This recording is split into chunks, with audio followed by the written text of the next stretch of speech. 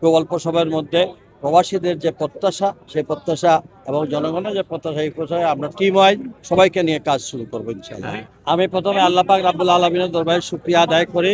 আমার জনতা গোয়েন্দাট কোম্পানিগঞ্জবাসী আমাকে বিপুল ভোটে নির্বাচিত করায় পুরস্কার হিসাবে আমার দলের চেয়ারম্যান গণপ্রজাতন্ত্রী বাংলাদেশ সরকারের মাননীয় প্রধানমন্ত্রী আমাকে যে সম্মানিত করে, এটা আমার সিলেটবাসীর সম্মানিত এবং আমার নির্বাচনী এলাকার জনগণের রায়ের প্রতি শ্রদ্ধাঞ্জলি। এখন আমার যে কাজ আগামী এই সময়টা খুব অল্প, আমার প্রবাসী কল্যাণ বিশেষ করে আমাদের প্রবাসী অধ্যুষিত এলাকা, আজকে আমি ফার্স্টে আনঅফিসিয়ালি ভিজিট করার আগেই আমি ঢাকা বিমানবন্দরে আন্তর্জাতিক আমাদের সেবা সেন্টারগুলো দেখেছি, সেটা আমার সিলেটে নাই।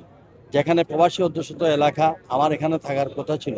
ইনশাআল্লাহ খুব অল্প সময়ের মধ্যে প্রবাসীদের যে প্রত্যাশা সেই প্রত্যাশা এবং জনগণের যে প্রত্যাশা এই প্রত্যাশায় আমরা টিম ওয়াইজ সবাইকে নিয়ে কাজ শুরু করবো ইনশাআল্লাহ। একটা বিষয় আরেকটা বিষয় বলি, যেহেতু এখানে এক্সটেনশন হচ্ছে, এয়ারপোর্টে দীর্ঘদিন থেকে স্লো, পাশাপাশি কার্গো ফ্লাইটটা বন্ধ, পাশাপাশি হচ্ছে বিদেশের যে 2-3টা ফ্লাইট আছে বন্ধ, এই বিষয়গুলো নিয়ে সার্বিক আপনার মাথায় আছে কিনা? এবং সবকিছু মাথায় আছে। আমরা মাত্র বসলাম, আমাদের 180 দিনের একটা কর্মপন্থা আছে। 180 দিন পরে ইনশাআল্লাহ আপনাদের সামনে হাজির হব। সব কিছু তো আপনারাই সাক্ষী।